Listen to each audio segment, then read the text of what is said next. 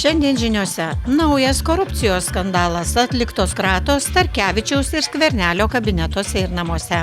Zelenskis sako, kad Ukraina šiemet atidarys ginklų eksporto centrus Baltijos ir Šiaurės šalyse. Seimo darbo grupė keičia visuomeninio transliuotojo valdymo modelį, sutarė įkurti LRT valdybą. Kiek milijonų Lietuva ketina išleisti prieš tankinėms, o gal ir prieš pėstinėms minoms? Tuo metu skurdo rodikliai Lietuvoje vieni prasčiausių Europos Sąjungoje ir baisiausia, kad eilėn prie nemokamos ribos jau rikiuojasi vis daugiau jaunimo. 9 iš 10 gyventojų nepritarė pensinio amžiaus didinimui. Ir Centrinio banko vadovas norėtų likti savo poste ir antrą kadenciją. Šalį krečia naujas politinės korupcijos skandalas. Tyriant korupcinius nusikaltimus dėl 1,5 milijono eurų siekiančių kyšių, valstybinėje augalininkystės tarnyboje specialiųjų tyrimų tarnyba atliko kratas buvusio konservatorių žemės ūkio ministro, parlamentaro Kazio Starkevičiaus ir buvusio premjero demokratų lyderio Sauliaus Skvernelio kabinetuose Seime ir abiejų politikų namuose. Tai yra iškelta versija, kuri yra iškelta surinktų ikiteisminio tyrimo metu duomenų, vertinant visų šių duomenų visumą. Mes nedisponavome pilnos informacijos, kokie ir kur daiktai gali būti, bet manėme, kad pakanka tų duomenų, kad jie gali būti, todėl ir buvo kreiptas į apylinkės teismą su prašymu sankcionuoti kratas, buvo atitinkamai priimtos nutartys, taigi veiksmai atlikti atliekant neatidėliotinus veiksmus, kada gali būti priimtas prokuroro ar ikiteisminio tyrimo tyrėjo nutarimas, o buvo sankcionuotos kratos teismų. Taip, buvo netikėta žinia, nemaloni žinia, bet jinai yra tokia, kai yra. Nesu padaręs nieko neteisėto ir nusikalstamo. Ir tikiuosi, kad teisėsauga tą patvirtins tyrimo metu. Abu politikai apklausti kaip specialieji liudytojai. Toks statusas suteikiamas, kai teisėsauga įtarė, bet duomenų pateikti įtarimus nepakanka arba to neįmanoma padaryti dėl asmens teisinės neliečiamybės, mat Seimo nariai baudžiamojon atsakomybėn gali būti patraukti tik gavus Seimo leidimą. Viena iš versijų, kad už sisteminės korupcijos veikimą galėjo būti politinis palankumas. Galėjo būti politinis palaikymas, taip sakysime, vykdant įgaliojimus. Palankumas politinis. Viena iš versijų tai, kad už sisteminės korupcijos tokį visą mechanizmo veikimą galėjo būti politinis palankumas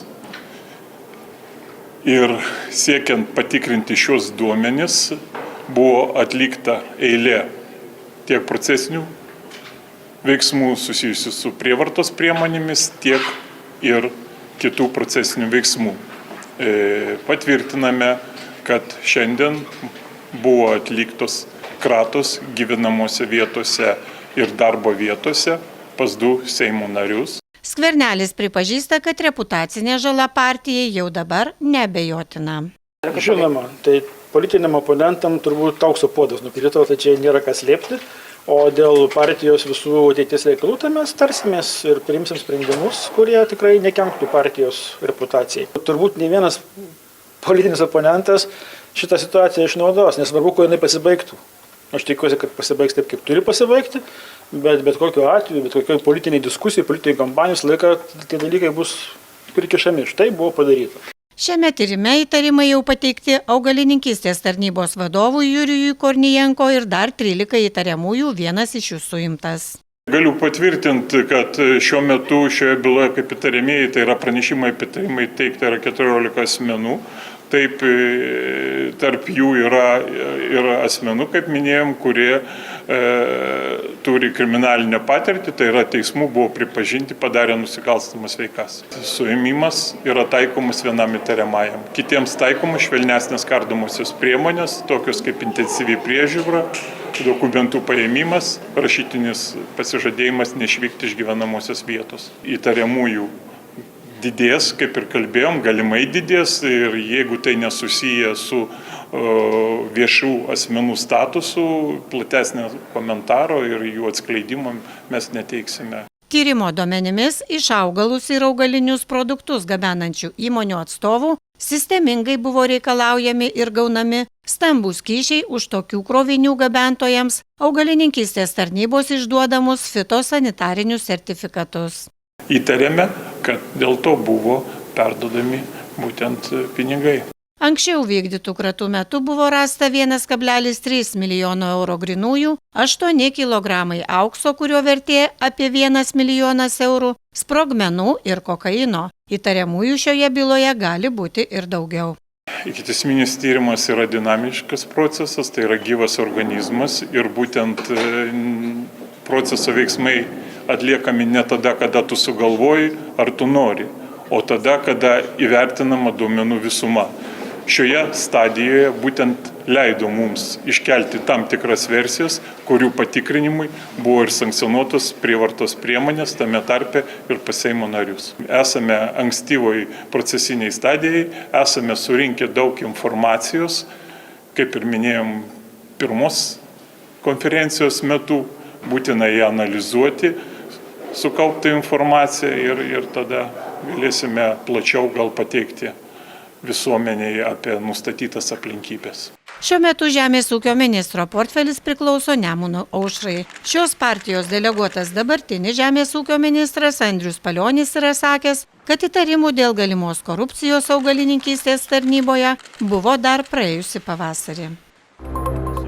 Ukraina šiais metais Europoje atidarys 10 ginklų eksporto centrų, įskaitant Baltijos ir Šiaurės šalis, pranešė Volodymyras Zelenskis. Kuriuose šalise planuojami tokie centrai, kol kas neskelbė. Be to, Ukrainos prezidentas pranešė apie planus ukrainietiškus dronus gaminti Vokietijoje. Pasak jo, panašios gamybos linijos jau veikia Jungtinėje karalystėje. Gynybos technologijų eksportas ir ginklų gamybos linijų atidarimas šalyse partnerėse yra dalis platesnių pastangų į tarptautinį lygį pakelti Ukrainos ginklų gamybą, nes jos dronų gamybos pajėgumai lenkia finansavimą.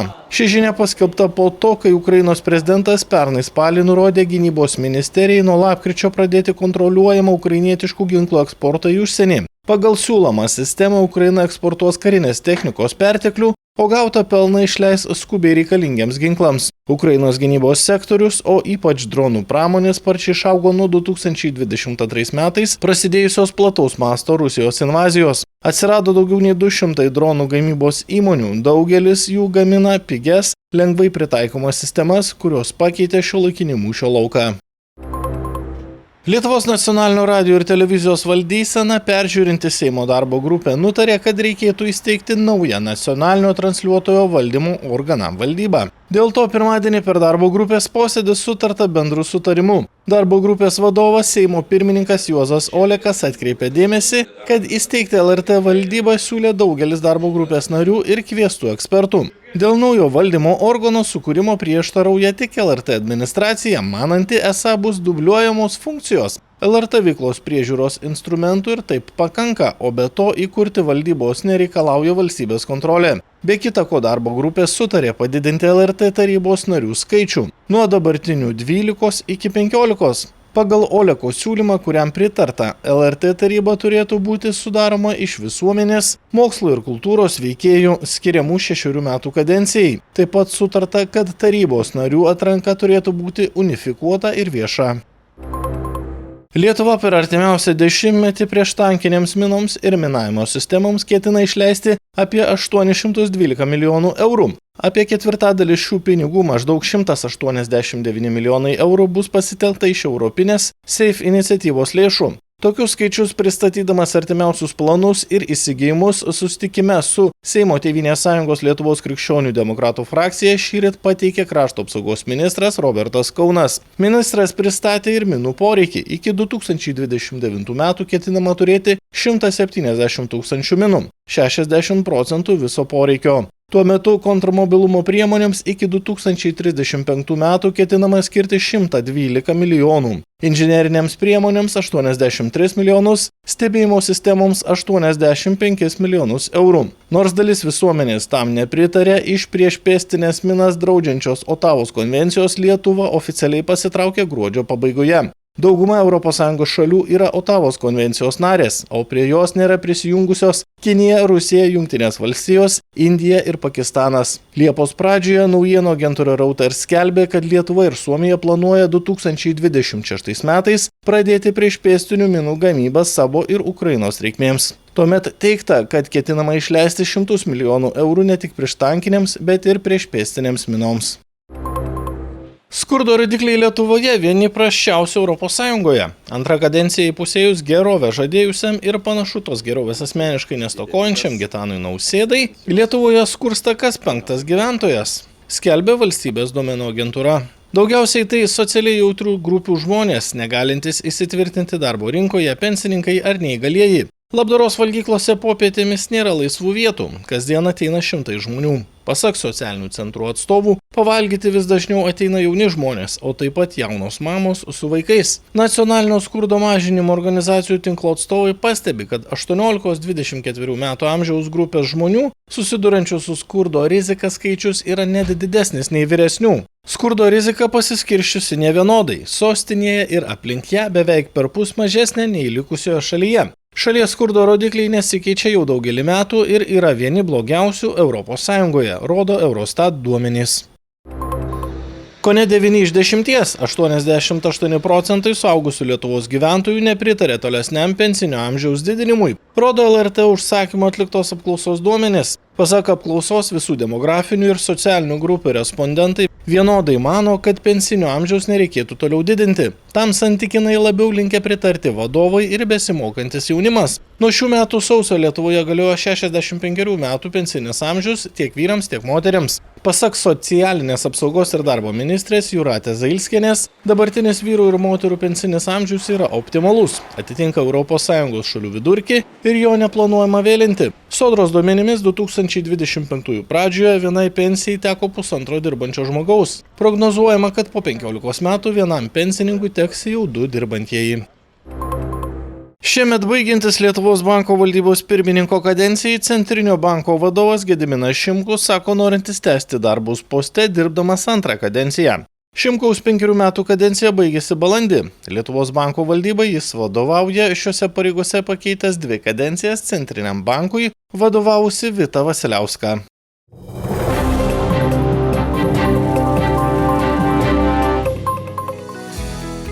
Savaitės pradžia žvarboka, ypač naktimis, bet vėliau numatoma ženklus atšilimas, dieną netgi sulauksime teigiamos temperatūros, sako sinoptikai.